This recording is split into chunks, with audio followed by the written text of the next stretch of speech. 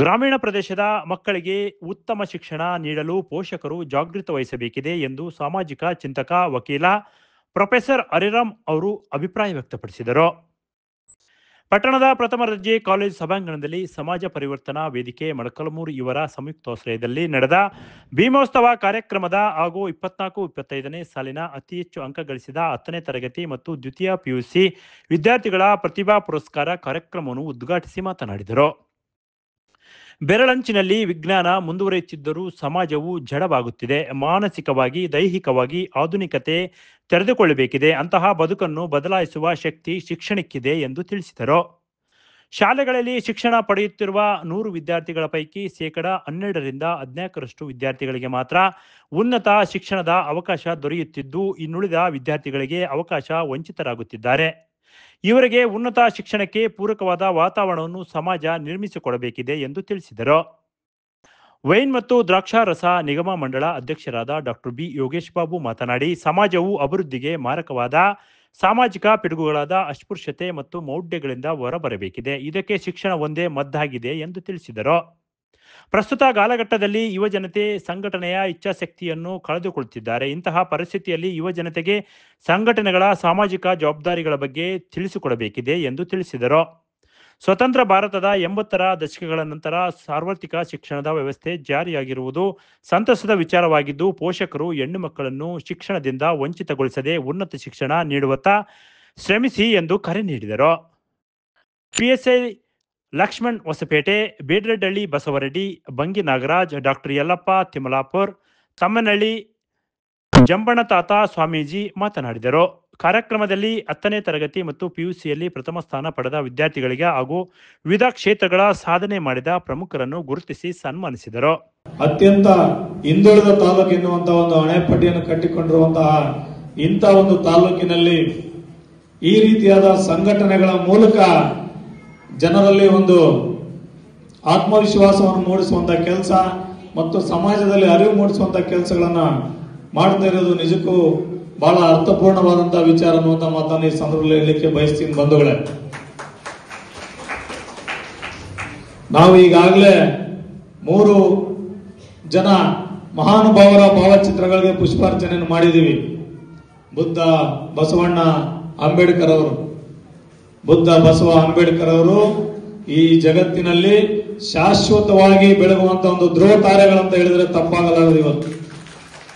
ಇವತ್ತು ನಾವೆಲ್ಲರೂ ಇಲ್ಲಿ ನಿಂತಿದೀವಪ್ಪ ಅಂತ ಹೇಳಿದ್ರೆ ಅದಕ್ಕೆ ಈ ಒಂದು ಪ್ರಪಂಚದ 2ನೇ ಅತಿ ದೊಡ್ಡ ದೇಶ, ನಮ್ಮ ಪ್ರಜಾಪ್ರಭುತ್ವದ ಅತ್ಯಂತ ದೊಡ್ಡ ರಾಷ್ಟ್ರ ಭಾರತ ದೇಶಕ್ಕೆ ಸಂವಿಧಾನವನ್ನು ಕೊಟ್ಟಂತಹ ಬಾಬಾ ಸಾಹೇಬ್ ಅಂಬೇಡ್ಕರ್ ಅವರ ಒಂದು ಕನಸಿನಿಂದ ಇವತ್ತು ನಾವೆಲ್ಲರೂ ಇಲ್ಲಿ ಬಂದು ನಿಂತಿದೀವಿ ಅನ್ನುವಂತ ಮಾತನ್ನು ಹೇಳಲಿಕ್ಕೆ ಬಯಸ್ತೀನಿ ಬಂಧುಗಳೇ.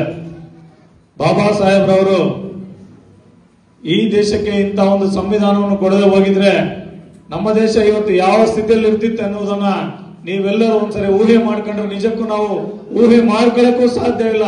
ಅಂತ ನಿಕೃಷ್ಟವಾದಂತಹ ಒಂದು ಸನ್ನಿವೇಶಗಳನ್ನ ನಾವು ಕಾಣಬೇಕಾಗುತ್ತೆ ಬಂಧುಗಳೇ. ಇಂಥ ಹೊತ್ತಿನಲ್ಲಿ ಅಂತ ಒಂದು ಮಹನೀಯರು ನಮ್ಮನ್ನೆಲ್ಲರನ್ನು ಕೂಡ ಜ್ಞಾನದ ಒಂದು ದಾರಿಯನ್ನು ತೋರಿಸ್ಬಿಟ್ಟು ನಾವೆಲ್ಲರೂ ಕೂಡ ವಿದ್ಯಾವಂತರನ್ನಾಗಿ ಮಾಡಲಿಕ್ಕೆ ಒಂದು ಅಡಿಗಲ್ಲು ಹಾಕಿರ್ತಕ್ಕಂಥ ನಮ್ಮ ಬಾಬಾ ಸಾಹೇಬ್ ಅಂಬೇಡ್ಕರ್ ಅವರು ಮತ್ತು 12ನೇ ಶತಮಾನದಲ್ಲಿ ಅನುಭವ ಮಂಟಪದ ಮೂಲಕ ಜಗತ್ತಿಗೆ ಸಮಾನತೆಯನ್ನು ಸಾರಿದಂತ ಬಸವಣ್ಣನವರು ನಿಜವಾದಂತ ಸೆಲೆಬ್ರೇಷನ್. ಯಾಕಂತ ಹೇಳಿದ್ರೆ ಯಾವುದೇ ಒಂದು ಸಮಾಜ, ಯಾವುದೇ ಒಂದು ನಾಗರಿಕತೆ ಅಥವಾ ಜಗತ್ತಿನ ಯಾವುದೇ ದೇಶ ತಗೊಳ್ಳಿ ನೀವು, ಇವತ್ತು ನಾವೇನಾದ್ರೂ ಬದಲಾಗಿದ್ದೀವಿ, ಪರಿವರ್ತನೆ ಆಗಿದೆ, ಜಗತ್ತು ಮೊದಲಿಗಿಂತ ಇವತ್ತು ಸುಂದರವಾಗಿದೆ ಮತ್ತು ಮೊದಲಿಗಿಂತ ಹೆಚ್ಚು ಅನುಕೂಲಗಳನ್ನು ನಾವು ಪಡ್ಕೊಳ್ಳೋದಕ್ಕೆ ಸಾಧ್ಯ ಆಗ್ತಾ ಇದೆ ಅಂದ್ರೆ ಅದು ಜ್ಞಾನದ ವಿಸ್ತೀರ್ಣ ಆಗ್ತಾ ಇರೋದ್ರಿಂದ, ಜ್ಞಾನ ಹೆಚ್ಚಾಗ್ತಾ ಇರೋದ್ರಿಂದ, ಮನುಷ್ಯ ಹೆಚ್ಚು ಯೋಚನೆ ಮಾಡ್ತಾ ಇರೋದ್ರಿಂದ, ಮನುಷ್ಯನ ತಲೆಯಲ್ಲಿ ನಾನು ಹೊಸದನ್ನೇನಾದ್ರು ಮಾಡಬೇಕು, ಒಂದು ಹೊಸದನ್ನು ಆವಿಷ್ಕಾರ ಮಾಡಬೇಕು, ಸಮಾಜನ ಮತ್ತಷ್ಟು ಉತ್ತಮಗೊಳಿಸಬೇಕು ಅನ್ನುವಂತ ಆಸೆಗಳು, ಭಾವನೆಗಳು, ಆಲೋಚನೆಗಳು ಬರ್ತಾ ಇರೋದ್ರಿಂದ ಇದು ಸಾಧ್ಯ ಆಗ್ತಾ ಇದೆ. ನೀವು ನೋಡಬೇಕಾದ್ರೆ ನಮ್ಮ ತಲೆಮಾರು, ಎಸ್ಪೆಷಲಿ ನನ್ನ ತಲೆಮಾರು, ನಾವೆಂತ ಒಂದು ರೀತಿ ಅದೃಷ್ಟ ಅಂತ ಹೇಳಿದ್ರೆ ನಾವು ಏನೂ ಇಲ್ಲದ ಸಮಾಜನ ನೋಡಿದೀವಿ. ಇವತ್ತು ಎಲ್ಲೂ ಇರುವ ಸಮಾಜವನ್ನು ಕೂಡ ನೋಡ್ತಾ ಇದ್ದೀವಿ. ಅಂದ್ರೆ ಇಷ್ಟು ಬದಲಾವಣೆ ಆಗ್ಲಿಕ್ಕೆ ಕಾರಣ, ಮನುಷ್ಯ ಇಷ್ಟು ಯೋಚನೆ ಮಾಡ್ಲಿಕ್ಕೆ ಕಾರಣ ಅದು ನಾವು ಪಡ್ಕೋತಾ ಇರತಕ್ಕಂಥ ಶಿಕ್ಷಣದಿಂದ ಇಷ್ಟೆಲ್ಲ ಬದಲಾವಣೆ ಆಗ್ತಿರೋದು. ಏನೆಲ್ಲ ಬದಲಾವಣೆ, ನೀವು ಯಾವುದೇ ಕ್ಷೇತ್ರ ತಗೊಳ್ಳಿ, ಅದು ವಿಜ್ಞಾನ ಇರ್ಬೋದು, ತಂತ್ರಜ್ಞಾನ ಇರ್ಬೋದು, ಕೃಷಿ ಇರ್ಬೋದು, ಸಾಹಿತ್ಯ ಇರ್ಬೋದು, ವಿಜ್ಞಾನ ಇರ್ಬೋದು, ಅದು ಕ್ರೀಡೆ ಇರ್ಬೋದು, ಸಿನಿಮಾ ಇರ್ಬೋದು, ಯಾವ್ದಾದ್ರೂ ತಗೊಳ್ಳಿ, ಯಾವುದೇ ಕ್ಷೇತ್ರ ತಗೊಳ್ಳಿ, ಇಷ್ಟೆಲ್ಲ ಬದಲಾವಣೆ ಆಗ್ಲಿಕ್ಕೆ ಕಾರಣ ಏನಪ್ಪಾ ಅಂದ್ರೆ ನಾವು ನಮ್ಗೆ ದಕ್ತಾ ಇರತಕ್ಕಂಥ, ನಮಗೆ ಸಿಗ್ತಾ ಇರತಕ್ಕಂಥ ಶಿಕ್ಷಣ ಇದೆಯಲ್ಲ, ಅದನ್ನ ಬಳಸ್ಕೊಂಡು ನಾವು ಇಷ್ಟೆಲ್ಲ ಮಾಡ್ಲಿಕ್ಕೆ ಸಾಧ್ಯ ಆಗ್ತಾ ಇದೆ. ಯಾಕೆ ಇವತ್ತು ಗ್ರಾಮೀಣ ಪ್ರದೇಶಗಳಲ್ಲಿ ಅಥವಾ ನಗರ ಅಥವಾ ಪಟ್ಟಣಗಳಿಗೆ ಕಂಪೇರ್ ಮಾಡಿದಾಗ ಗ್ರಾಮೀಣ ಪ್ರದೇಶಗಳಲ್ಲಿ ಇನ್ನೂ ಹೆಚ್ಚು ಅಭಿವೃದ್ಧಿ ಇಲ್ಲ, ಹೆಚ್ಚು ಬದಲಾವಣೆ ಆಗಿಲ್ಲ ಅಂದ್ರೆ ಅದಕ್ಕೆ ಮತ್ತೆ ನೀವು ತಗೊಂಡ್ರೆ ಅದು ಶಿಕ್ಷಣಕ್ಕೆ ಮತ್ತೆ ತಳಕಾಗುತ್ತೆ. ಯಾಕಂದ್ರೆ ಇಲ್ಲಿ ಶಿಕ್ಷಣ ಕಡಿಮೆ ಇದೆ, ಹಾಗಾಗಿ ಇಲ್ಲಿ ಹೆಚ್ಚು ನಾವು ಅಭಿವೃದ್ಧಿಯನ್ನ, ಹೆಚ್ಚು ಒಂದು ರೀತಿ ಪ್ರೋಗ್ರೆಸಿವ್ ಆಗಿ ಆಲೋಚನೆಗಳನ್ನ ಮಾಡಲಿಕ್ಕೆ ಸಾಧ್ಯ ಆಗ್ತಿಲ್ಲ. ಹಾಗಾಗಿ ಶಿಕ್ಷಣ ಅನ್ನುವಂಥದ್ದು ಕೇವಲ ಒಬ್ಬ ವ್ಯಕ್ತಿಯ ಬದುಕನ್ನಲ್ಲ, ಒಂದು ಸಮಾಜದ ಅಥವಾ ಒಂದು ಸಮುದಾಯದ ಬದುಕನ್ನಲ್ಲ, ಇಡೀ ದೇಶದ ಬದುಕನ್ನ, ಜಗತ್ತಿನ ಬದುಕನ್ನ ಬದಲಾಯಿಸುವಂತ ಸಾಮರ್ಥ್ಯ ಇರೋದು ಕೇವಲ ಶಿಕ್ಷಣ. ನಿಮ್ಮ ಹತ್ರ ಕೋಟ್ಯಾಂತರ ರೂಪಾಯಿ ಆಸ್ತಿ ಇರಲಿ, ನೀವೆಷ್ಟೇ ಬಲಿಷ್ಠರಾಗಿರ್ಲಿ, ನಿಮ್ಗೆ ಏನೇ ಇರಲಿ, ಅದ್ಯಾವುದೂ ಕೂಡ ಜಗತ್ತನ್ನ ಬದಲಾಯಿಸಲಿಕ್ಕೆ ಸಾಧ್ಯ ಇಲ್ಲ. ಅದೆಲ್ಲವನ್ನು ಬದಲಾಯಿಸಲಿಕ್ಕೆ ಸಾಧ್ಯ ಇರೋದು ಕೇವಲ ನಿಮ್ಮ ಜ್ಞಾನ. ಆ ಜ್ಞಾನ ಹೆಚ್ಚಾಗ್ಲಿಕ್ಕೆ ಸಾಧ್ಯ ಆಗೋದು ಕೇವಲ ಶಿಕ್ಷಣದಲ್ಲಿ. ಯಾಕಂದ್ರೆ ಶಿಕ್ಷಣ ನಿಮ್ಮ ಜ್ಞಾನವನ್ನ ಶಾರ್ಪ್ ಮಾಡ್ತಾ ಹೋಗ್ತದೆ, ನಿಮ್ಮ ಶಿಕ್ಷಣವನ್ನ ಬಹಳ ಶಾರ್ಪ್ ಮಾಡ್ತಾ ಹೋಗ್ತದೆ. ಇಲ್ಲ ಯಾವುದೇ ಕೆಲಸ ತಗೊಳ್ಳಿ, ಉದಾಹರಣೆಗೆ ಯಾವುದೋ ಒಂದು ಕತ್ತಿಯನ್ನು ಏನು ಸಮಾಜ ಪರಿವರ್ತನಾ ವೇದಿಕೆ ವತಿಯಿಂದ ಇವತ್ತು ಪ್ರತಿಭಾ ಪುರಸ್ಕಾರ ಮತ್ತು ಎಲ್ಲರೂ ಯಾವ ಒಂದು SLC ಪದವಿ PUC ವಿದ್ಯಾರ್ಥಿಗಳಿಗೆ ಏನು ಆಯೋಜನೆ ಮಾಡಿದ್ದಾರೆ, ಇದು ಬೇರೆಯವರಿಗೆ ಸ್ಫೂರ್ತಿದಾಯಕ. ಇವತ್ತು ಯಾರ ಮಕ್ಕಳನ್ನ ನಿಮ್ಮನ್ನ ಕರೆಸಿದ್ದಾರೆ, ಸೊ ಇಲ್ಲೆಲ್ಲ ನಿಂತು 3 ಫೋಟೋನ ಇಟ್ಟಿದ್ದಾರೆ. ಬಹಳಷ್ಟು ಜನಕ್ಕೆ ಗೊತ್ತಿರಬಹುದು, ಬರೀ ಹೆಸರಷ್ಟೇ ಗೊತ್ತಿರುತ್ತೆ. ಬಹಳಷ್ಟು ಜನ ಅದರ ಬಗ್ಗೆ ತಿಳ್ಕೊಳ್ಳೋ ಇದನ್ನು ಸಹಿತ ಕೆಲವು ಜನ ಮಾಡಿರಲ್ಲ. ಬಟ್ ನಾವು ಅದನ್ನ ಮಕ್ಕಳಿಗೆ ಹೇಳಿಕೊಡೋ, ನಾವು ಓದಿಲ್ಲ ಅಂದ್ರೂ ಸಹಿತ ನಮ್ಮ ಮಕ್ಕಳಿಗೆ ಹೇಳ್ಕೊಳ್ಳೋ ಜವಾಬ್ದಾರಿ ನಮ್ದು. ಬುದ್ಧ, ಬಸವ, ಅಂಬೇಡ್ಕರ್ ಇವರು 3 ಜನಗಳು ಸಹಿತ ಬೇರೆ ಬೇರೆ ಕಾಲಘಟ್ಟದಲ್ಲಿ ಅವರು ವಾಸಿ ನಮ್ಮಲ್ಲಿ ಜೀವನ ಸಾಗಿಸಿ ಅವರು ಸಮಾಜದಲ್ಲಿ ಕೆಲವೊಂದು ಬದಲಾವಣೆ. ಇವರು 3 ಜನ ಯಾಕೆ ನಾವು ಇಷ್ಟು ನೆನೆಸ್ಕೊಳ್ತೀವಿ ಇವತ್ತಿನ ಜನಕ್ಕಂದ್ರೆ, ಅವರು ಬೇರೆ ಜನಗಳ ಜೊತೆ ಆಗಿನ ಕಾಲದಲ್ಲಿ ಲಕ್ಷ ಇದ್ರು, ಕೋಟಿ ಇದ್ರು, ಕೋಟ್ಯಾಂತರ ಜನಗಳನ್ನ ಬಿಟ್ಟು ನಾವು ಸಮಾಜದಲ್ಲಿ ಏನ್ ನಡೀತಾ ಇದೆಯಲ್ಲ ಅದು ತಪ್ಪು, ಅದನ್ನು ಈ ರೀತಿ ನಡಿಬೇಕು, ಮತ್ತೆ ಸಮಾಜದಲ್ಲಿರ್ತಕ್ಕಂಥ ಅಸಮಾನತೆ, ಅಸ್ಪೃಶ್ಯತೆ ಮತ್ತೆ ಬೇರೆ ವಿಚಾರಗಳಲ್ಲೂ ಸಹಿತ ಬಹಳಷ್ಟು ಒಬ್ಬ ಮನುಷ್ಯ ಯಾವ ರೀತಿ ಬದುಕಬೇಕಂತ ಹೇಳಿ ಹೇಳಿಕೊಟ್ಟಿದ್ದಾರೆ. ಅದರಲ್ಲಿ ಈ ಇಬ್ರು ಸಹಿತ ಬಹಳಷ್ಟು ಹಿಂದಿ ಬದುಕಿದ್ರು, ಬುದ್ಧ ಮತ್ತು ಬಸವಣ್ಣವರು. ಆದ್ರೆ ಡಾಕ್ಟರ್ BR ಅಂಬೇಡ್ಕರ್ ಅವರು, ಸೊ ಅವ್ರೇನ್ ಬಹಳ ವರ್ಷಗಳ ಇದು ಇಲ್ಲ, ಏನೋ ಸಾವಿರಾರು ವರ್ಷಗಳ ಹಿಂದೆ ಇದ್ರು ಅನ್ನಕ್ಕೆ, ಬಹಳಷ್ಟು ಬರೀ 100 ವರ್ಷಗಳಿಂದ ಈ ಕಡೆ ಸಹಿತ, ಮತ್ತು ಅವರು ಏನ್ ಮಾಡಿದ್ದಾರೆ, ಅವ್ರು ಹುಟ್ಟಿನಿಂದ ಸಾಯುವವರೆಗೂ ಸಹಿತ ಪ್ರತಿಯೊಂದನ್ನು ಸಹಿತ ದಾಖಲಾತಿಗಳು ನಮಗೆ ಲಭ್ಯವಿದಾವೆ. ಸೊ ಆಗಿನ ಕಾಲಘಟ್ಟದಲ್ಲಿ ಇವತ್ತು ಏನ್ ಬಹಳಷ್ಟು ಜನಗಳಲ್ಲಿ ಸಮಾಜದಲ್ಲಿ ಅಸಮಾನತೆ, ಅಸ್ಪೃಶ್ಯತೆ ಬಹಳಷ್ಟು ಜನಕ್ಕೆ ಗೊತ್ತಿರ್ಲಿಕ್ಕಿಲ್ಲ. ಇತ್ತೀಚಿನ ಜನಗಳಲ್ಲಿ ಆ ರೀತಿ ಏನಂದ್ರೂ ಸಹಿತ ಕೆಲವು ಜನಕ್ಕೆ ಮನವರಿಕೆ ಇರೋದಿಲ್ಲ. ಬಟ್ ನಾವೇನಾದ್ರೂ ಭಾರತ ಇತಿಹಾಸ ತೆಗೆದು ನೋಡಿದಾಗ ನಮಗೆ ಬಹಳಷ್ಟು ಸಹಿತ ಹಿಂಗೂ ಇದ್ದ ಸಮಾಜದಲ್ಲಿ ಇದನ್ನ ಯಾವ ರೀತಿ ಬದಲಾವಣೆ ಆಯ್ತು.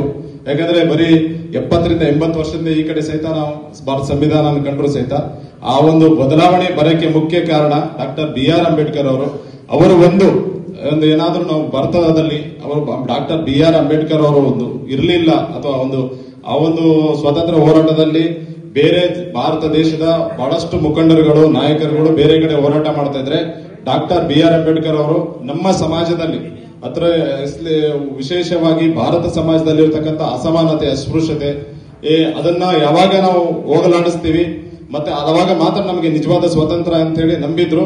ಮತ್ತೆ ಅದಕ್ಕೋಸ್ಕರ ಆ ವ್ಯಕ್ತಿಯನ್ನ ನಾವು ಬಹಳಷ್ಟು ಜನಕ್ಕೆ ಮಕ್ಕಳಿಗೆ ಹೇಳ್ತೀನಿ, ಈ ಹಿರಿಯರಿಗೆ ಎಷ್ಟಿದಾಗತ್ತೆ ಗೊತ್ತಿಲ್ಲ, ನೀವು ಮಕ್ಕಳು ಡಾಕ್ಟರ್ BR ಅಂಬೇಡ್ಕರ್ ಅವರು ಇತ್ತೀಚಿನ ದಿನಗಳಲ್ಲಿ ಬಹಳಷ್ಟು ಸಹಿತ ಪ್ರಸ್ತುತ ಬಹಳಷ್ಟು ಮುಖಂಡರುಗಳು ತಮ್ಮ ಹೇಳಿಕೆಯಲ್ಲಿ, ಆಮೇಲೆ ಅಧಿಕಾರಿಗಳಾಗಿರ್ಬೋದು, ಮತ್ತೆ ಬಹಳಷ್ಟು ತಜ್ಞರು ಅವರ ತಮ್ಮ ಭಾಷಣದಲ್ಲಿ ಡಾಕ್ಟರ್ BR ಅಂಬೇಡ್ಕರ್ ಅಂತ ಬಹಳಷ್ಟು ಸಲ ಪ್ರಸ್ತಾಪ ಮಾಡ್ತಾ ಇರ್ತಾರೆ.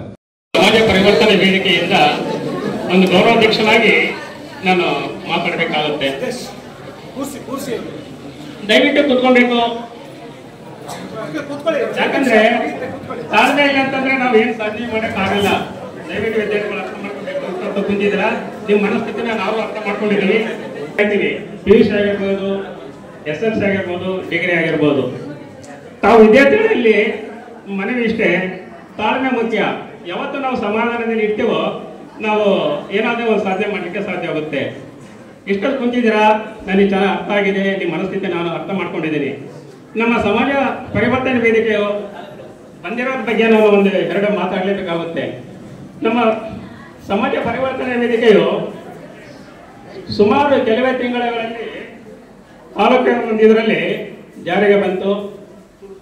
ನಮ್ಮ ಸಮಾಜ ಪರಿವರ್ತನೆ ವೇದಿಕೆಯಲ್ಲಿ ಇರ್ತಕ್ಕಂಥ ಎಲ್ಲ ಸದಸ್ಯರು ಬಹಳ ತರುಣರಿದ್ದಾರೆ, ಯಂಗ್ಸ್ಟರ್ಸ್ ಇದ್ದಾರೆ, ಅವರೆಲ್ಲ ಉತ್ಸಾಹ ಇದೆ, ಅವರೆಲ್ಲ ಏನಾದರೂ ಮಾಡ್ತಕ್ಕಂಥ ಸಾಮಾಜಿಕ ಕಳಕಳಿ ಇದೆ. ಈ ಒಂದು ದೃಷ್ಟಿಯಿಂದ ವಿದ್ಯಾವಂತರು, ಸಮಾನ ಮನಸ್ಕರು, ಚಿಂತಕರು, ಬುದ್ಧಿಜೀವಿಗಳಾಗಿರ್ತಕ್ಕಂಥ ನಮ್ಮ ಯುವಕರು ಎಲ್ಲ ಸೇರಿ ಇವತ್ತೊಂದು ಸಮಾಜ ಪರಿವರ್ತನೆ ವೇದಿಕೆ ಅಂತ ಮಾಡಿಕೊಂಡು ಇವತ್ತಿನ ದಿನ ನಮ್ಮ ಮೊಳಕಾಲ್ಮೂರಿನಲ್ಲಿ ಇತಿಹಾಸ ಪ್ರಸಿದ್ಧವಾಗಿರ್ತಕ್ಕಂಥ ಒಂದು ಸಮಾರಂಭನ ಏರ್ಪಡಿಸಿದ್ದಾರೆ. ನಾನು ಗೌರವಾಧ್ಯಕ್ಷನಾಗಿ ಅವ್ರನ್ನ ಹೃದಯಪೂರ್ವಕ ಅಭಿನಂದಿಸಲೇಬೇಕು. ನಮ್ಮ ಯಂಗ್ಸ್ಟಾರ್ ಆಗಿರ್ತಕ್ಕಂಥ ನಮ್ಮ ತಾಲೂಕು ಅಧ್ಯಕ್ಷ ಆಗಿರ್ತಕ್ಕಂಥ ಧ್ಯಾನಬೇಕ ಬಸವರಾಜ್ ಅವರು, ನಮ್ಮ ಉಪಾಧ್ಯಕ್ಷರಾಗಿರ್ತ ಚಂದ್ರಣ್ಣ ಅವರು, ನಮ್ಮ ಸೆಕ್ರೆಟರಿ ಆಗಿರ್ತ ಪರಮೇಶ್ ಅವರು, ಜಿಲ್ಲಾ ಸೆಕ್ರೆಟರಿ, ಮತ್ತೆ ರುದ್ರಪ್ಪ ಸರ್ ಅವರು, ಪ್ರತಿಯೊಬ್ಬರು, ಮತ್ತೆ ಸಂಸ್ಥಾಪಕ ಇವರಾಗಿರ್ತಕ್ಕಂಥ ಮನಸ್ವಾಮಿ ಅವರು, ಶಿವಣ್ಣರವರು, ಪ್ರತಿಯೊಂದು ಏಕೆಯೋ ಪ್ರತಿ ಹಳ್ಳಿಗೂ ಒಂದು ಮನೆಗೂ ಸದಸ್ಯ ಅಭಿಯಾನ ನಡೆಸಿ ಪ್ರತಿಯೊಬ್ಬರನ್ನು ನಮ್ಮ ಸಮಾಜ ಪರಿವರ್ತನೆ ವೇದಿಕೆಯಲ್ಲಿ ನಾವು ಭಾಗಿಯಾಗಲಿಕ್ಕೆ ಮುಂದಿನ ಒಂದು ದಿನಗಳಲ್ಲಿ ರೂಪರೇಷೆಗಳನ್ನ ಹಾಕ್ಬೇಕಂತಂದೇಳಿ ನಾವು ಇದು ಮಾಡ್ಕೊಂಡಿದ್ದೀವಿ. ನಿಜವಾಗಲೂ ನಮ್ಮ ತಾಲೂಕಿನಲ್ಲಿ ಇತಿಹಾಸ ಪ್ರಸಿದ್ಧ ಆಗಿರ್ತಕ್ಕಂಥ ಈ ಸಮಾರಂಭ ಎಲ್ಲ ಅವಿಸ್ಮರಣೀಯ. ಯಾಕಂದ್ರೆ ಇಷ್ಟು ಜನಗಳನ್ನ ಸೇರಿಸಿ ನಾವು ಒಂದು ಪ್ರತಿಭಾ ಪುರಸ್ಕಾರವನ್ನ ಮತ್ತೆ ಸಮಾಜದಲ್ಲಿ ಸಾಧನೆ ಮಾಡಿರ್ತಕ್ಕಂಥ ಸಾಧಕರನ್ನ ಗುರುತಿಸಿ ಅವ್ರಿಗೆಲ್ಲ ಒಂದು ಸನ್ಮಾನ ಮಾಡ್ತಕ್ಕಂಥದ್ದು ಅಭಿನಂದನೀಯ. ಯಾಕೆ ನಾವು ಸನ್ಮಾನ ಮಾಡ್ತಕ್ಕಂಥದ್ದು ಅದು ಸಣ್ಣ ವಿಚಾರ ಅಂತ ಯಾರು ಬಯಸಬಾರ್ದು. ನಾವು ಕೊಡ್ತಕ್ಕಂಥ ಪ್ರಶಸ್ತಿ ನೀವಾಗಿ ಒಂದು ಮೂಲೆಯಲ್ಲಿ ಇರ್ತೀರಾ, ಒಂದೇನಾದ್ರೂ ಒಂದು ಶೋಕೇಸ್ನಲ್ಲಿ ಸೇರುತ್ತೆ, ಮತ್ತೆ ನಾವು ಹಾಕಿರ್ತಕ್ಕಂಥ ಒಂದು ಹಾರಗಳು ಬಾಡಿ ಹೋಗುತ್ತೆ, ನಾವು ಹಾಕ್ತಕ್ಕಂಥ ಒಂದು ಶಾಲು ಸಹ ನೀವೆಲ್ಲ ಒಂದು ಜೋಪಾನಾಗಿ ಇಡ್ತೀರಾ. ಬಟ್ ಅದು ನಾವು ಸ್ಮರಿಸ್ತಕ್ಕಂಥ ಈ ದಿನ ನಿಮ್ಮ ಸಾಧನೆಗೆ ಒಂದು ಮೈಲಿಗಲ್ಲಾಗುತ್ತೆ ಅಂತ ನಮ್ಮೊಂದು ಒಂದು ಭಾವನೆ ಮಾಡ್ಕೊಂಡಿದ್ದೀವಿ. ಯಾಕಂದ್ರೆ ನನಗೆ ಬಹಳ ಸಂತೋಷ ಆಗ್ತಾ ಇದೆ. ಈ ವಿದ್ಯಾರ್ಥಿಗಳು ನಮ್ಮ ತಾಲೂಕಿನಲ್ಲಿ 98%, 97%, 90ಕ್ಕಿಂತ ಮೇಲೆ ಇರ್ತಕ್ಕಂಥ % ತಗೊಂಡು ಸಾಧಕರಿದ್ದಾರೆ ಅಂತಂದೇಳಿ ನಮಗೆ ಬಹಳ ನಮ್ಮ ಮೊಳಕಾಲ್ಮೂರು ಜನತೆಗೆ ಬಹಳ ಹೆಮ್ಮೆಯ ವಿಷಯ. ನಮ್ಮ ಸಾಧನೆ ಮಾಡಿರ್ತಕ್ಕಂಥ ಇವತ್ತು ನೋಡ್ತಾ ಇದ್ದೀವಿ. ನಮ್ಮ ಮೊಳಕಾಲ್ಮೂರಿನಲ್ಲಿನೇ ರಮೇಶ್ ಅಂತ ಮಂಜಿ ರಮೇಶ್ ಅವರು ಸಾಧಾರಣ ಜೀವನ ನಡೆಸ್ತಕ್ಕಂಥ ಶಿಕ್ಷಕರಿಗೂ ಎಲ್ಲರಿಗೂ ಧನ್ಯವಾದಗಳು. ಒಂದು ಪೆನ್ನು, ಒಂದು ಪುಸ್ತಕ, ಒಂದು ವಿದ್ಯಾರ್ಥಿ ಮತ್ತು ವಿದ್ಯಾರ್ಥಿನಿ, ಶಿಕ್ಷಕಿಯರು, ಒಂದು ಪೆನ್ನು, ಒಂದು ಪುಸ್ತಕ ಜಗತ್ತನ್ನೇ ಬದಲಾವಣೆ ಮಾಡ್ಬೋದಂತೆ. ಜಗತ್ತನ್ನೇ ಬದಲಾವಣೆ ಮಾಡಬಹುದು. ಯಾಕಂದ್ರೆ ಯಾರ ತಲ್ಲ ದುಡ್ಡಿದ್ರೆ ಕಿತ್ಕೋಬಹುದು, ಆದ್ರೆ ವಿದ್ಯೆ ಕಿತ್ಕೊಳ್ಳೋದು ಯಾರ ಕೈಲಿ ಸಾಧ್ಯ ಇಲ್ಲ. ಅದಕ್ಕಾಗಿ ಚೆನ್ನಾಗಿ ಮಕ್ಕಳು ಓದಬೇಕು, ಬರಿಬೇಕು. ನಮ್ಮ ತಮ್ಮೇನಹಳ್ಳಿ ಗ್ರಾಮದಲ್ಲಿ ನಾವು ಹೇಳ್ತಾ ಇರ್ತೀವಿ, ಚಿಕ್ಕ ಮಕ್ಕಳಿಗೆ ವಿದ್ಯಾರ್ಥಿನಿಯರೇ, ಯಾರ್ಯಾದ್ರು ನೀವು ಫಸ್ಟ್ ಕ್ಲಾಸ್ ಬಂದ್ರೆ, ರ್ಯಾಂಕ್ ಬಂದ್ರೆ 10,001 ರೂಪಾಯಿಯನ್ನು ನಾವು ಕೊಡ್ತೀವಿ ಅಂತ ನಾವು ವಿದ್ಯಾರ್ಥಿನಿಯರಿಗೆ ನಾವು ಹೇಳ್ತಾ ಇರ್ತೀವಿ. ಯಾಕಂದ್ರೆ ಓದನೆ ಮುಖ್ಯ, ಮುಂದಿನ ಪೀಳಿಗೆನೇ ಅವರು. ಯಾಕಂದ್ರೆ ಒಂದು ತೊಲೆ ಬಂಗಾರ ಅಕ್ಕ ತಂಗಿಯರನ್ನ, ಒಂದು ತೊಲೆ ಬಂಗಾರ ಅಕ್ಕ ತಂಗಿಯರನ್ನು ಅಗಲಿಸುತ್ತಂತೆ. ಆದರೆ ಒಂದು ಗಜ ಜಾಗ ಅಣ್ಣ ತಮ್ಮಂದರನ್ನು ಅಗಲಿಸುತ್ತಂತೆ. ಆದರೆ 2 ಇಂಚು ನಾಲ್ಗೆ ಇರುತ್ತಲ್ಲ, ರಕ್ತ ಸಂಬಂಧಗಳನ್ನು ಅಗಲಿಸುತ್ತಂತೆ. 2 ಇಂಚು ನಾಲಿಗೆ ರಕ್ತ ಸಂಬಂಧಗಳನ್ನು ಅಗಲಿಸುತ್ತಂತೆ. ಈ ದುಡ್ಡು ಇರುತ್ತಲ್ಲ, 3 ಕಾಸಿನ ದುಡ್ಡು ಅಂತೀವಿ ನಾವು, ಆ ದುಡ್ಡು ಮನುಷ್ಯರನ್ನೇ ಕೊಂಡ್ಕೊಳ್ಳುತ್ತಂತೆ. ಮನುಷ್ಯರನ್ನೇ ಕೊಂಡ್ಕೊಳ್ಳುತ್ತಂತೆ. ನಾವು ನಮ್ಮ ಜನಪ್ರಿಯ ನಾಯಕ NY ಗೋಪಾಲಕೃಷ್ಣ ಅವರ ಕ್ಷೇತ್ರದಲ್ಲಿ ನಾವು 1999ರಲ್ಲಿ ನಾವು SSLC ಓದ್ತಾ ಇದ್ವಿ. ಎಲ್ಲಿ? ತಮ್ಮೇನಹಳ್ಳಿ ಗ್ರಾಮದಲ್ಲಿ. SSLC ನಾವು 30 ಜನ ವಿದ್ಯಾರ್ಥಿನಿಯರು ಇದ್ದೀವಿ. 30 ಜನರಲ್ಲಿ ನಾವು ಎಷ್ಟು ಜನ ಪಾಸ್ ಆಗಿರ್ಬೋದು? 30 ಜನದಲ್ಲಿ ನಾವು ಒಬ್ಬರೇ ಪಾಸ್ ಆಗಿರೋದು. 30 ಜನದಲ್ಲಿ ನಾನು ಒಬ್ಬನೇ ಪಾಸ್ ಆಗಿರೋದು. ಯಾಕಂದ್ರೆ ಅದಕ್ಕೆ ಹೇಳೋದು, ದುಡ್ಡು ಸ್ಥಿರ ಅಲ್ಲ, ಸಂಪತ್ತು ಯಾವತ್ತೂ ಸ್ಥಿರ ಅಲ್ಲ. ಮೂರ್ಖ ಜನಗಳನ್ನ ಕೂರಿಸ್ಕೊಂಡು ಡಾಕ್ಟರ್ BR ಅಂಬೇಡ್ಕರ್ ಅವರು ಏನು ನಮ್ಗೆ ಸಂವಿಧಾನ ಬರ್ಕೊಟ್ಟಿದ್ದಾರೆ ಇದನ್ನ ಯಾರು ನಮಗೆ ಹೇಳ್ತಾ ಇಲ್ಲ. ಈ ಸಂವಿಧಾನವನ್ನ ಯಾಕೆ ಮುಚ್ಚಿಟ್ರು ಅನ್ನೋದನ್ನ ಹಳ್ಳಿ ಹಳ್ಳಿಗಳಲ್ಲಿ ಸಾರಿ ಇವತ್ತು ಈ ಒಂದು ಕಾರ್ಯಕ್ರಮಗಳನ್ನು ಆಯೋಜನೆ ಮಾಡ್ತಾ ಇದ್ದಾರೆ. ಸಮಾಜದಲ್ಲಿ ಪರಿವರ್ತನೆ ಆಗಬೇಕು ಅಂತಂದ್ರೆ ನನ್ನ ಸೇರಿ ನಾನು ನನ್ನ ಕುಟುಂಬದಲ್ಲಿ ಎಷ್ಟು ಕೆಡಬೇಕೋ ಅಷ್ಟೆಲ್ಲ ಕೆಟ್ಟಿದ್ವಿ ನಾವೆಲ್ಲ ಬಾಲ್ಯದಲ್ಲಿ.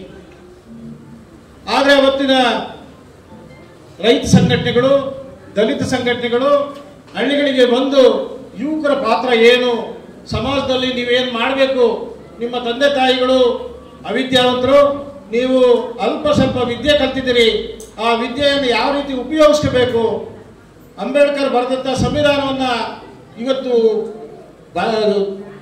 ಇದು ಬಲಾಢ್ಯರು ಮುಚ್ಚಿಟ್ಟಿದ್ದಾರೆ, ಅದನ್ನು ಯಾವ ರೀತಿ ನೀವು ಹೊರಗಡೆ ತರಬೇಕು ಅನ್ನೋದ್ರ ಬಗ್ಗೆ ಸಂಘಟನೆ ಮೂಲಕ ಬರಬೇಕು ಅಂತ ಹೇಳಿದಾಗ ನಾವೆಲ್ಲರೂ ಕೂಡ ಅವತ್ತಿನಿಂದ ಇವತ್ತಿನವರೆಗೂ ಹಣದ ಆಸೆಗೆ ಹೋಗಲಿಲ್ಲ.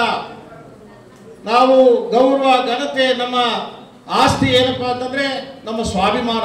ಇದರ ಆಸೆಗೆ ನಾವು ಹಳ್ಳಿಗಳಲ್ಲಿ ಸ್ವಾಭಿಮಾನದಿಂದ ಸಂಘಟನೆಯನ್ನು ಕಟ್ಟಿ ಇವತ್ತು ನಾವು ಎಂಥ ಒಂದು ಅಧಿಕಾರಿಗಳನ್ನ, ರಾಜಕಾರಣಿಗಳನ್ನ, ನ್ಯಾಯವನ್ನ ಬೀದಿಗಳಲ್ಲಿ ಕೇಳುವಂತ ಶಕ್ತಿಯನ್ನು ಪಡ್ಕೊಂಡಿದ್ದೀವಿ. ಅದು ಎಲ್ಲರೂ ಕೂಡ ನಾವು ಹಳ್ಳಿಗಳಲ್ಲಿ ಯುವಕರು ಪರಿವರ್ತನೆ ಆಗಬೇಕು, ಅದಕ್ಕೆ ಒಂದು ಅರ್ಥ ಕೊಡಬೇಕು ಅಂತ ಹೇಳ್ತಾ ನಾನು 2 ಮಾತು ಮುಗಿಸ್ತೀನಿ. ಸ್ವಾತಂತ್ರ್ಯ ಸಂದರ್ಭ, ಈ ದೇಶಕ್ಕೆ ಸ್ವಾತಂತ್ರ್ಯ ಸಂದರ್ಭದಲ್ಲಿ ಬಹುದೊಡ್ಡ ಏನಾಯಿತು, ಚಳವಳಿ ಹೋರಾಟಗಳು ಆಲೆ ದೇಶದಲ್ಲಿ ರೂಪಿಕೆಯಾಗಿತ್ತು. ಅಂತಹ ಸಂದರ್ಭದಲ್ಲಿ ಬ್ರಿಟನ್ನಿನ ಒಬ್ಬ ಪತ್ರಕರ್ತ ಏನ್ ಮಾಡ್ತಾನೆ, ಭಾರತ ದೇಶಕ್ಕೆ ಬರ್ತಾನೆ, ಇಲ್ಲೇನ್ ನಡೀತಾ ಇದೆ ಅನ್ನುವಂತಹ ಉದ್ದೇಶವನ್ನು ಇಟ್ಕೊಂಡು ಬರ್ತಾರೆ ಅವರು. ಈ ದೇಶದಲ್ಲಿ ಏನೆಲ್ಲ ನಡೀತಾ ಇದೆ ಅನ್ನುವಂಥದ್ದನ್ನ ಒಂದು ಸ್ವಲ್ಪ ಅವಲೋಕನ ಮಾಡಬೇಕು, ಸೂಕ್ಷ್ಮ ಗಮನಿಸಬೇಕಂತೇಳಿ ಬರ್ತಾರೆ ಅವರು. ಆಗ ಬಂದಾಗ ಮೊದಲಿಗೆ ಅವರು ನೆಹರು ಅವ್ರ ಮನೆಗೆ ಹೋಗ್ತಾರೆ, ಜವಾಹರ್ಲಾಲ್ ನೆಹರು ಅವ್ರ ಮನೆಗೆ ಹೋಗ್ತಾರೆ, ಸರ್ದಾರ್ ವಲ್ಲಭಾಯಿ ಪಟೇಲ್ ಅವರ ಮನೆಗೆ ಹೋಗ್ತಾರೆ, ಅನಂತರವಾಗಿ ಮಹಾತ್ಮ ಗಾಂಧೀಜಿ ಅವರ ಮನೆಗೆ ಹೋಗ್ತಾರೆ.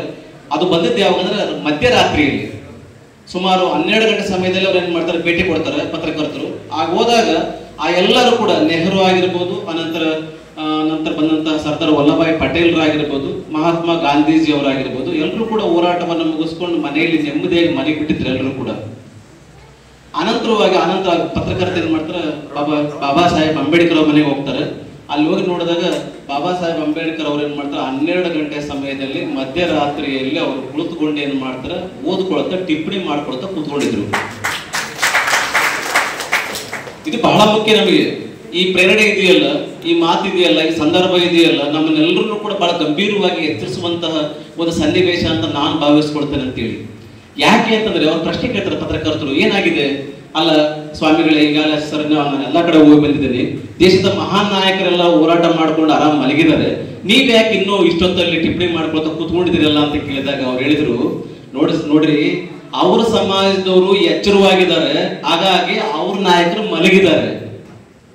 ಅವ್ರ ಸಮಾಜ ಎಚ್ಚರವಾಗಿದೆ, ಹಾಗಾಗಿ ಏನಾಗಿ ಸಹಜವಾಗಿ ಅವರೆಲ್ಲ ನಾಯಕರು ಮಲಗಿದ್ದಾರೆ. ನನ್ನ ಸಮಾಜ ಮಲಗಿದೆ, ನಮ್ಮ ಸಮಾಜ ಕೂಡ ಪೂರ್ತಿಯಾಗಿ ಮಲಗಿದೆ, ಅವರನ್ನ ಎಚ್ಚರಗೊಳಿಸುವಂತಹ ಜವಾಬ್ದಾರಿ ನನ್ನ ಮೇಲಿದೆ. ಹಾಗಾಗಿ ಆ ಕೆಲಸವನ್ನ ನಾನೇನ್ ಮಾಡ್ತಂದ್ರೆ ಇಲ್ಲಿ ಕುಳಿತುಕೊಂಡು ವರ್ಕ್ ಮಾಡ್ತಾ ಇದ್ದೀನಿ ಅಂತ ಹೇಳಿ ಅವ್ರು ಹೇಳ್ತಾರೆ, ಸಮಜಾಯಿಷನ್ನು ಕೊಡ್ತಾರೆ. ನಿಜವಾದ ಕೂಡ ಈ ಸಂದರ್ಭ ನನ್ನಂತವ್ರಿಗೆ, ನಿಮ್ಮಂತವ್ರಿಗೆ ಎಲ್ಲರೂ ಕೂಡ ಪ್ರೇರಣೆ ಆಗ್ತಂತ ಭಾವಿಸ್ಕೊಳ್ತಾ ಈ ವೇದಿಕೆಗೆ ಜ್ಯೋತಿಯ ಬಲದಿಂದ ತಮಂದದ ಕೇಡು ನೋಡಯ್ಯ, ಪರುಷದ ಬಲದಿಂದ ಅವಲೋಕದ ಕೇಡು ನೋಡಯ್ಯ, ಕೂಡಲ ಸಂಗರ ಶರಣರ ಬಲದಿಂದ ಎನ್ನ ಭವದ ಕೇಡು ನೋಡಯ್ಯ ಎಂದು ಬಸವಣ್ಣವರ ನುಡಿಯನ್ನು ಸ್ಮರಿಸುತ್ತಾ, ಹಾಗೆಯೇ ಎನ್ನ ಫಲಗಳನ್ನು ಅನುಭವಿಸುತ್ತಿದ್ದ ನನ್ನ ಜನಗಳು ದೇವರು ಮತ್ತು ಕುಡಿತ ಎನ್ನುವ ದುಶ್ಚಟಗಳಿಂದ ಎಂದಾದರೆ ದೂರವಿರುತ್ತೀರೋ ಅಂದು ನೀವು ಗುಲಾಮಗಿರಿಯಿಂದ ಹೊರಗೆ ಹೋದಂತೆ ಅನ್ನುವ ನಮ್ಮ ಭಾರತ ರತ್ನ ಬಾಬಾ ಸಾಹೇಬ್ ಅಂಬೇಡ್ಕರ್ ಹೇಳಿದ ಮಾತುಗಳನ್ನು ನೆನಪಿಸಿಕೊಳ್ಳುತ್ತಾ, ಇಂದು ಕಾರ್ಯಕ್ರಮ ಸಮಾಜ ನಿಸ್ವಾರ್ಥದ ಜೀವನ, ಸೊ ಪ್ರಾಮಾಣಿಕತೆ ಇದ್ದು ಬೋಧಿಸಿದಂಥ ಟೀಚರ್ಗಳು ಇಂದಾದರೆ ಅವರು ತಮ್ಮ ಸ್ಥಾನವನ್ನು ಸೇರ್ತಾರೆ. ಸೊ ಹಾಗಾಗಿ ವಿದ್ಯೆ ಅಂತಕ್ಕಂಥದ್ದು ನಮಗೆ ಬಹಳ ಮುಖ್ಯವಾಗಿದೆ. ಈಗಾಗಲೇ ನಮ್ಮ ವಕೀಲ್ ಸಾಹೇಬರು ಹೇಳ್ತಕ್ಕಂಥದ್ದು ಸಕ್ಸಸ್ಫುಲ್ ಟೀಚರ್ ಆಗಿರ್ತಕ್ಕಂಥ ದಾರಿ ಅದ ಅಂತೇಳಿ ನಾನು ಹೇಳಕ್ಕೆ ಇಷ್ಟಪಡ್ತೀನಿ. ಸೊ ಇನ್ನೊಂದು ಮಾತು ಏನು ಹೇಳ್ತಾರೆ ಹಿರಿಯರು, ದುಡ್ಡೇ ದೊಡ್ಡಪ್ಪ, ವಿದ್ಯೆ ಏನು ಕೇಳಿಸ್ತಾ ಇಲ್ಲ ನನಗೆ, ಕೇಳಿದಿರಲ್ಲ ಇದು. ಸೊ ಹಾಗಾಗಿ ವಿದ್ಯೆಯಿಂದ ಎಲ್ಲವನ್ನೂ ಸಾಧಿಸಬಹುದು. ಕಾರಣ ತಾವು ಇವತ್ತು ವಿದ್ಯೆ ಕಲಿತು ಮುಂದೊಂದು ದಿನ ಹಿರಿಯರಾಗುತ್ತೀರಿ. ಹಿರಿಯರು ಹೇಳಿದಂಗೆ ಇವತ್ತಿನ ವಿದ್ಯಾರ್ಥಿಗಳೇ ನಾಳೆಯ ಪ್ರಜೆಗಳೇ ಮುಂಬರುವ ನಾಯಕರು ಅಂತೇಳಿ. ಸೊ ನೀವು ಉನ್ನತ ಶಿಖರಕ್ಕೆ ಬಾಬಾ ಸಾಹೇಬ್ ಅಂಬೇಡ್ಕರ್ ಆಶೆಗಳಾಗಿರ್ತಕ್ಕಂಥ ಈ ಸಂದರ್ಭದಲ್ಲಿ ಸಂಘಟಕರಾದ Marlalli Paramesh, Mariswamy, Basavaraj, Thipperudrappa P, principal professor Lingesh Kaparahalli, Rudraiah, Kantharaj, KO Shivanna, Rudramuni ಹಾಜರಿದ್ದರು. ಗಾಯತ್ರಿ ಶಾಲೆ ಮುಖ್ಯ ಶಿಕ್ಷಕರಾದ ಓಬಣ್ಣರವರು ಉತ್ತಮವಾಗಿ ನಿರೂಪಣೆಯನ್ನು ನಿರೂಪಿಸಿದರು. ಬ್ಯೂರೋ ರಿಪೋರ್ಟ್ PM ಗಂಗಾಧರ್, Bharat Vaibhav news, Molakalmuru. Thanks for watching. Read, discuss and debate with editor Dr. Yan Prashant Rao. Wanted reporters in print, digital and visual media for Bharat Vaibhav Daily Newspaper, BV News 5 Channel and BV Fast Web News from all the talukas of Karnataka, Goa and Maharashtra. If interested, send your resume to 9019229369.